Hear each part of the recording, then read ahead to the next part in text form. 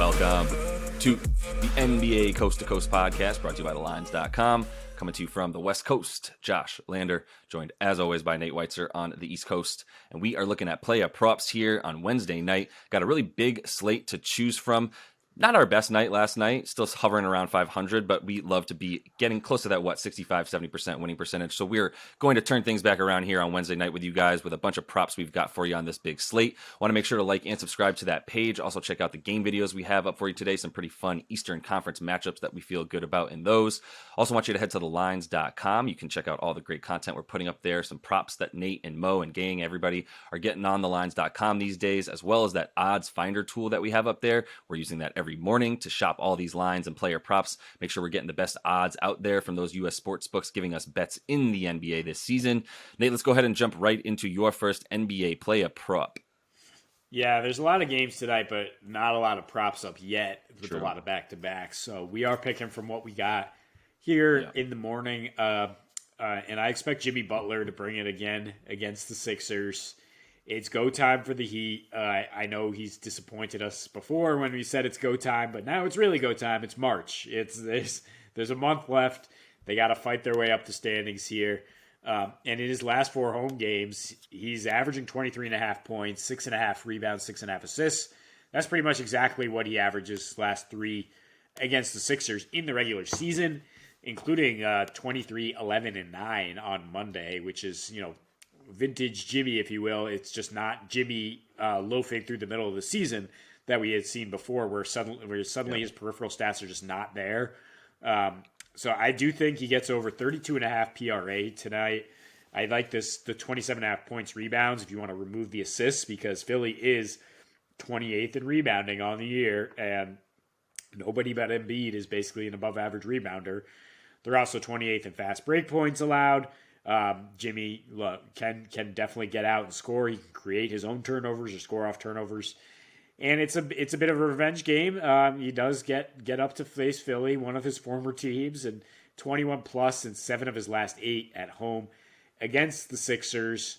His rebounds also really spiked when they played each other in the playoffs last year, helping Miami pull through. So that is why I like the points and the rebounds most here. Because I think it's a bit of a playoff vibe here. Miami's got a real stacked schedule the next couple weeks, including these back-to-back with the Sixers. Yeah, it's a good call as far as this game. I mean, obviously we just saw this one not too long ago, and the Heat definitely felt pretty good in that one. I think in this game, for me, I'm actually already just going to move on to my other prop because I think it's relevant here. You go Jimmy over, I go Bam under 28.5 PRA. It is minus 115 on DraftKings. It kind of tells me it's been bet both ways to get to that about even money, but which I don't love doing when I see those minus 115 numbers. But in his last 4 regular season games versus Philly, 14.8 points, 9.5 boards, 3.5 assists, right? Does not get you to that 29 that you need there. Still about 3 total under. That's all in about 33.5 minutes with a 24% usage. He's got about the 25% usage on the season. He's gone over this prop once in those last 4, and that was when Embiid did not play. And in his last 6 versus Philly in the regular season, he's gone over that twice. Embiid didn't play in that other game as well. So I think, I'm sorry, he did play. He played for like 16 minutes and then he got hurt and came out. So, and that was like a season and a half ago. So point being, if Joel's in there, it's just a different game for Bam. All the places that Philly's kind of weak and vulnerable, they've gotten better, by the way, at limiting rebounds and second chance points over their last 5 or 6 games at least. And that's going to be huge. That's where Bam scores all of his points. He doesn't get any of those fast break points that you're talking about. So not really worried about the fact that Philly has been awful and continues to be awful. Getting back on defense, unsurprising when you have James Harden on your team that you're not getting back on defense. Bam over his last 5 overall, 17.5 points and just 7 boards. 3 assists. You're seeing a lot of other guys get in there and crash the boards as well for the Heat, who have the best rebounding guards in the league. And then Philly third in limiting centers points, 8th in limiting their rebounds. As bad as they are, and rebounding as a team, Joel's doing his job and getting everybody out of the way, and that's who he's going to be boxing out tonight is Bam. So I feel much better about him being held in check a little bit more than in other games where he's able to get some more rebounds. Yeah, I mean, his job is going to be focusing on the defensive end, where he's, was able to limit Embiid the last time they played, and good job by you calling the under there. Now we go down for Embiid's prop from 32 to 29.5, and I would Right. be interested in the over. I just don't think you can hold them down that long in Yeah. consecutive matchups. But I think either way, yeah, you could take the under on Bam because it's going to be less of the counting stats and more of his defensive prowess here. Yeah. Going with the former number 2 pick, cast off James Wiseman, now with Detroit, on an absolute tanking Detroit team that will give him as many minutes as they want. But he's still working his way in there. He did have a nice 23-7 his last time out against Charlotte. Much easier matchup than Chicago, I suppose, which has a great team defensive rating over the last couple of weeks, but they're still giving up the 5th most points per game to centers in that span. I mean, Vucevic, not really known for his interior defense. Wiseman is at 13.5 points, even money here. He's averaging exactly 13 in 4 appearances with Detroit, along with 8 boards per game. I do think the boards, if you want to combine them at 21.5 points and rebounds, that's definitely in play. The odds are not as good. Or plus 200 for a double-double, which he's done in one of these 4 games with Detroit. Because I don't think Chicago's offense is very impressive.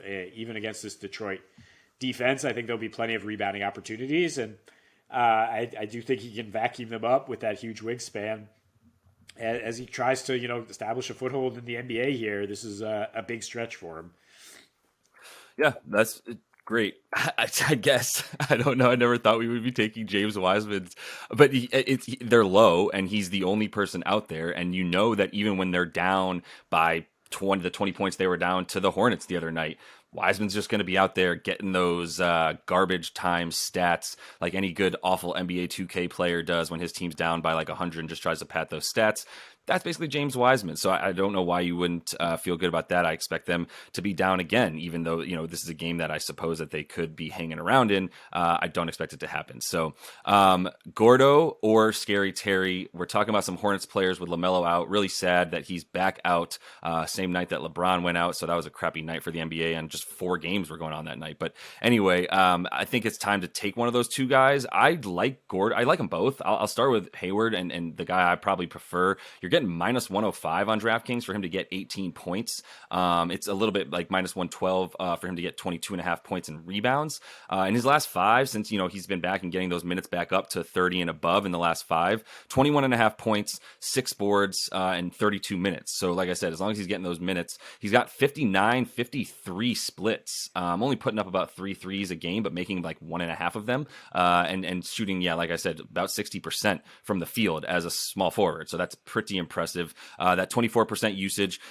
When LaMelo's not in, both these guys, Gordon's stats go up a bit. He does get a few more assists when LaMelo's not in there. But I also just like the rebounds tonight in that game versus the Suns that probably, I know the Hornets will try to speed it up a bit, and we'll see KD. So maybe there's a few more points available in this game overall. But I do think, Hayward's a decent bet, even though the Suns are much better at guarding small forwards in his position than they are guards. Guards is where they give up points. So I would look at Terry as well. He is a little bit more. I think you can get 21.5 or 22.5 on his points on books there. Use that odds finder tool on thelines.com so you can get the best juice from him. When LaMelo's out in his last 11, Scary Terry, 25 a game, 4.5 boards, 5.5 assists. So I know you like the 33.5 points and rebounds for him at minus 102 on FanDuel. I'll let you talk about Terry here a little bit more, as I kind of do like Gordo, but this is a better matchup for a guard of Terry's position against the Suns. Yeah, I mean, actually, what I like is over 2.5 turnovers for Terry Rozier. It's what we talk about. If there is a bet for missed field goals, I would be all over that for Terry Rozier, because he's just going to have elevated usage. He's going to take bad shots, and he's going to be a volume scorer, though, with that 29% usage rate his last 11 without Melo. You talked about worrying about the blowout here with Phoenix at Charlotte, and I think that makes it a little scarier to take Scary Terry. With some pretty high props. I think I like Gordo in terms of just scoring there, as you pointed out. But really, I want to bring up, you were thinking under on Durant in his debut, 20.5 points, and I am absolutely not on board with that. No, thank you. I think Kevin Durant might play 19 minutes in a blowout tonight, and he will score 25 points. It's like he's been resting that knee. He is ready to go at this point, we can assume.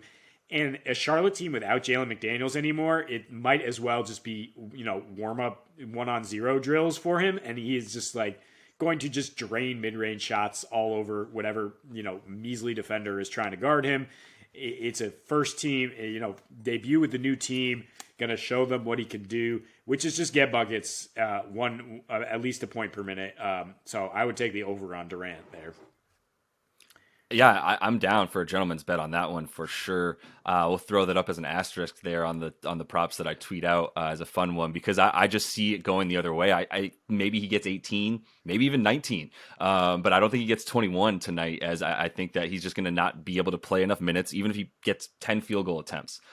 Was he can make every single shot? Like, I just don't think it's necessarily going to be that for him tonight, where he's going to be taking it easy.